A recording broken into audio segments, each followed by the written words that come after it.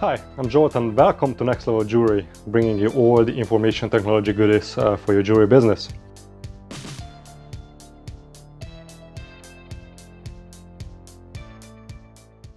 So last time we talked about transitioning from manual processes to automated ones, and today we will talk about jewelry enterprise resource planning, or ERP systems, some more.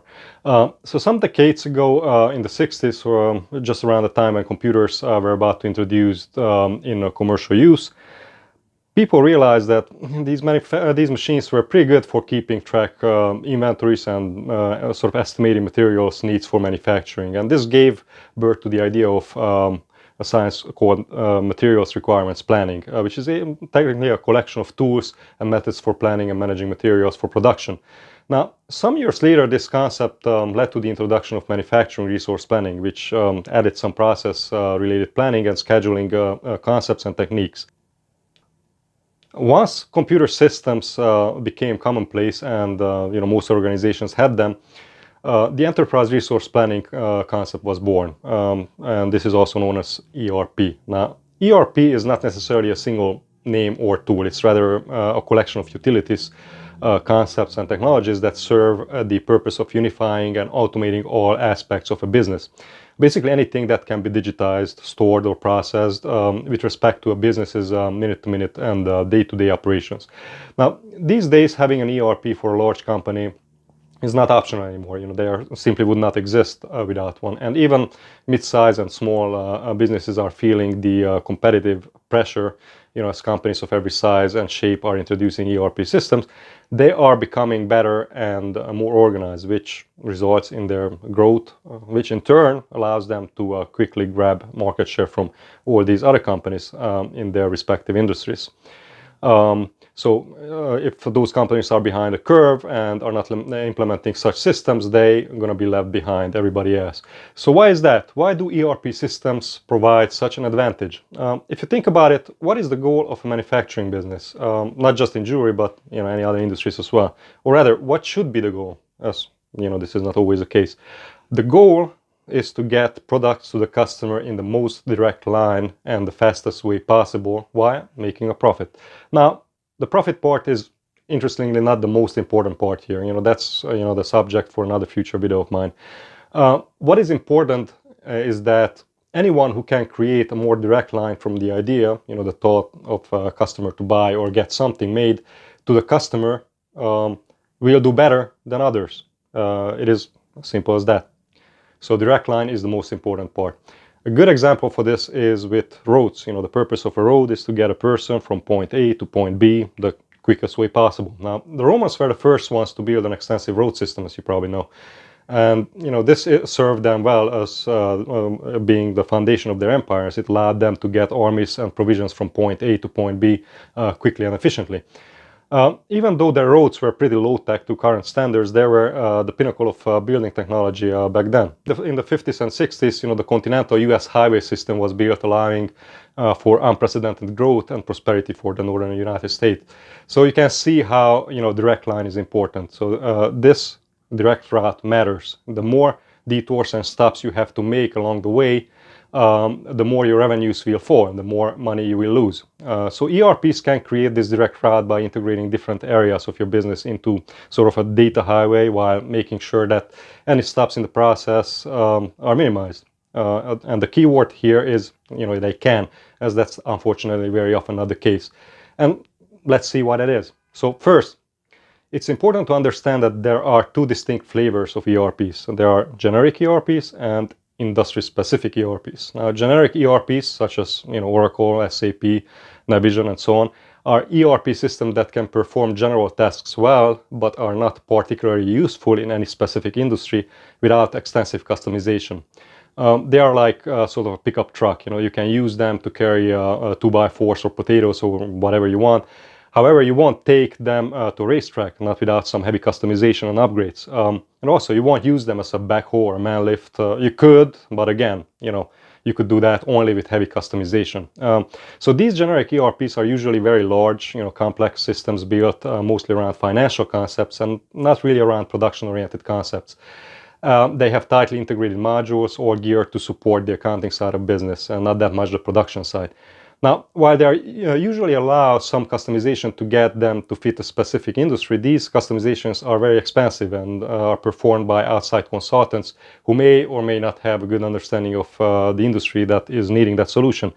And all this will add to the implementation costs of that ERP. And also, since they are not specialized on anything, they have user interfaces that can get overly complex even for performing simple things for a specific industry.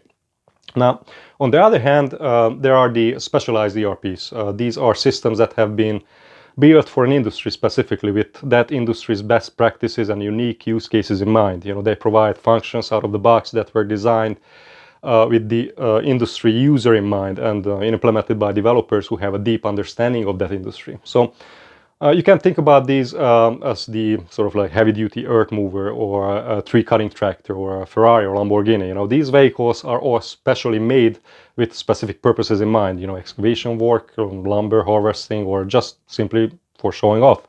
Now, specialized ERPs come in two variants, vertical ERPs and industry-specific ERPs. And the difference is that vertical ERPs are sort of like generic ERPs that have been modified to fit an industry. They have some added modules and functions that are useful in that specific industry. And as a vertical part, basically they are generic ERPs that target a narrow industry vertical, like car manufacturing, healthcare, or distribution. Now, on the other hand, industry-specific ERPs are built from the ground up for a specific industry. They have the industry in their DNA, so to speak. So once you have decided to look for a management system or to replace your old production management system, whatever that is, whether using pen and paper, Google Sheets, or Miss Susie, who keeps everything in her head, you have two possibilities. One, you can look for a consultant who will explore the possibilities and will present the most promising solutions, or two, you can choose to do it yourself. Whichever may be the case, you should not opt for a solution that is not jury specific. You have to get something that was built for the jury industry from the ground up. And the reason for that is that the jury industry and jury manufacturing in particular is very complex. Making and selling jewelry is, part artisanship, part manufacturing, and part marketing. So you need a system that sort of blends these aspects together seamlessly. This is especially true when you are dealing with, custom jewelry.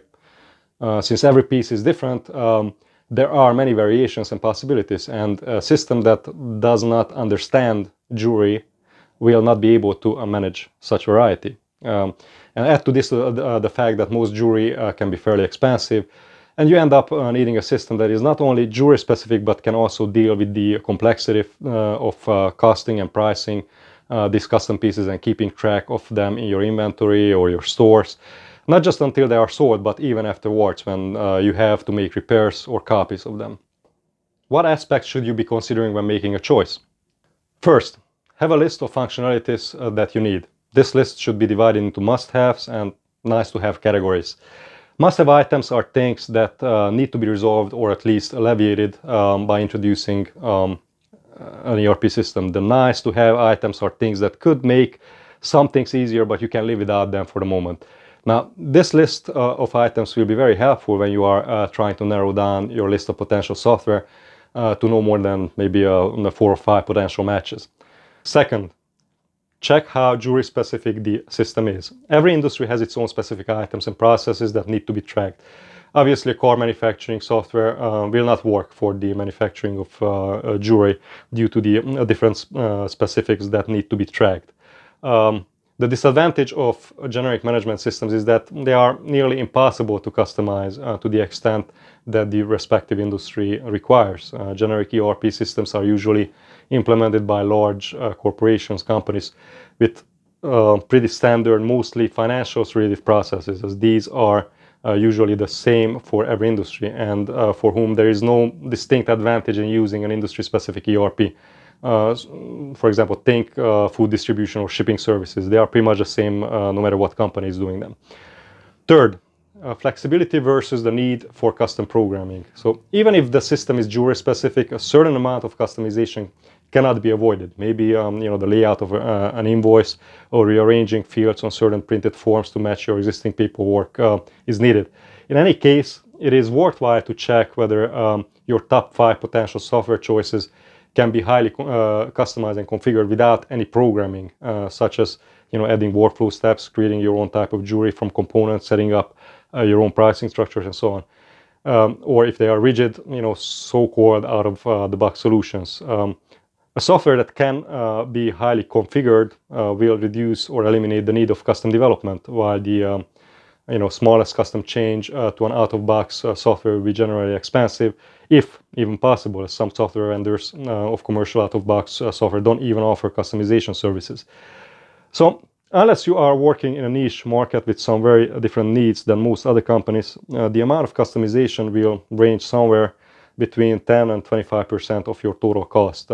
Anything above that is considered sort of extreme customization and can be regarded as a sign that you choose a less optimal solution. Fourth, so when you're trying to choose between ERP systems, look at their client base. You should pay attention not to be fooled by software that is trying to advance vertically. Many business software vendors pass off their solutions as being industry specific.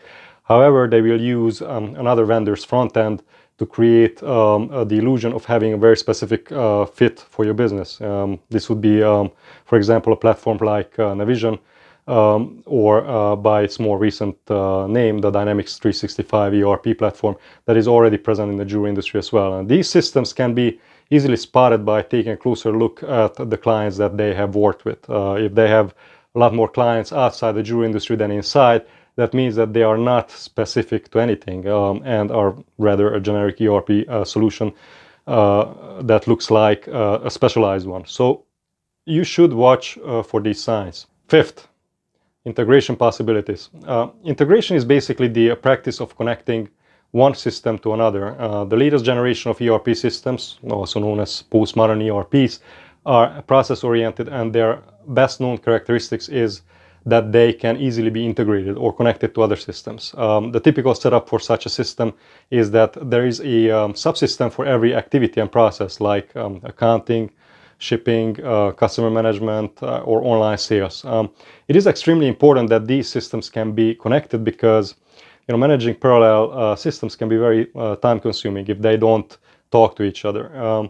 My personal experience is that more and more companies that get in touch with us consider an excluding factor if our software cannot be connected with their website, or let's say QuickBooks, which is the most popular bookkeeping software among jewelers. The possibility to integrate is an increasingly important question, but the way of integration also plays an important role. There are two main technologies for businesses to exchange data electronically. One is EDI, or electronic data interchange, and API, or application programming interface. And I will get into more details on these in one of my future videos. But what you should know about them for now is that EDI was sort of considered a pioneer technology in its own time, but now it's about as useful as a fax. Compared to this, the API is getting more prevalent, as it's much more flexible and it allows for real-time data transfer, which is hard to do with EDI. Sixth, you should also look at the technology used when selecting an ERP system. Now, you don't have to know the newest or any programming languages, but in most cases you can see which software evolves with the ages simply by looking at them. The interface, integration possibilities, possibilities for customization, flexibility. These are all signs that show how up-to-date the software is. There are many software companies that pride themselves with working in the industry for 20-30 years, but if they haven't placed their solutions on new platforms and new technology, then it may be very possible that they are promoting an outdated old system. It may be worth considering also cloud-based solutions, because many consider cloud-based solutions the technology of the future, and they are gaining more popularity in the jewelry industry as well. So now that you heard the pros, here are the cons. So what dangers exactly are you facing if you don't choose a jewelry-specific system? So first, high customization level and high cost. So one of the strongest arguments to a generic ERP system is that the previously mentioned questions of customization. Larger corporations may be able to afford these extra costs, but mid-size and small businesses can rarely spare these expenses. The catch usually is that, at the beginning of the implementation, there is only a very limited insight to the demand and the level of customization needed. The devil is in the details, and those needs will be uncovered as the implementation moves along. Cost overruns in these cases are unavoidable and could overload the budget by as much as 80%. Jury-specific software, on the other hand, are usually made with the industry standards already built in, where the differences are mostly how the processes differ from one company to another, and not in the basic functionalities. Second, longer training curve. During the implementation of a generic ERP system, you need to take into consideration that it will be more difficult for the staff to learn using it, as there is no common language in there. Questions will start arising like, why does this information go there? Why are we tracking this? What should I do now? And so on. They are the ones that will help to shed light on anything illogical. These are the questions that are going to show you whether something works or not. As a contrast, industry-specific solutions are truly customer-centric. Since they are built by manufacturer in mind and encompass unique processes, there is typically more control and a better understanding of the industry and the end user's needs. Third, support issues. It is very important that those who implement the system and those who will provide support are aware of the industry-specific standards. It is not enough to understand the programming language or to solve certain problems. One needs to have a deep understanding of the industry itself, and that's only possible if you build your system for that industry. Fourth, update issues and high maintenance fees. So in the case of generic ERP systems, software updates are always a red flag. What happens when the ERP vendor updates its system? You may have to purchase a new license for the new version, like you have to do for Navision, for example. And not just that, but you would have to wait for your integration specialist to come back to you and customize your software again, as much of the customization that was done previously may break with the update. And one of the best examples, again, here is Navision. Navision has been adopted in the jury industry by several large companies. And then, at some point, a core update to one of their versions has made it incompatible with earlier versions. This resulted in huge costs for these companies, both in development costs as well as lost revenue. And because of this, many of them have abandoned Navision altogether and turned to more jury-specific solutions, such as our own Pyro ERP system. So, final thoughts.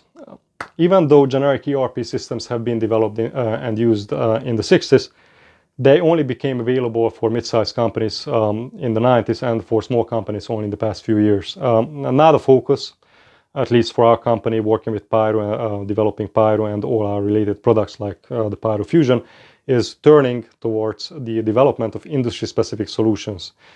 Although there are quite a few software systems that have been developed along the lines of being jury-specific, most of them are too rigid. They've been developed for certain workflows and scenarios, and many are not even supported or updated anymore.